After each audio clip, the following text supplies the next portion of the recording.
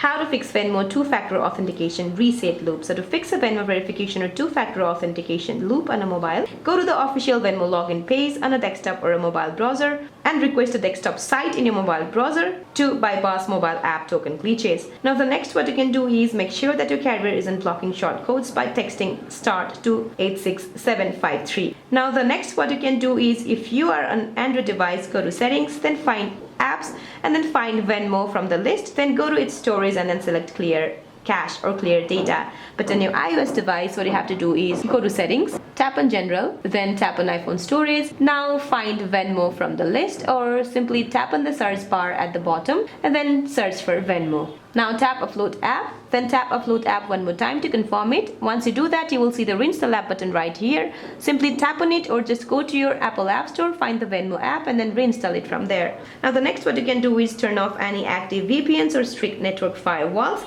that trigger Venmo's anti-fraud loops. So that's it for this video, guys. I hope this video is helpful. Please don't forget to like and subscribe. See you in my next one.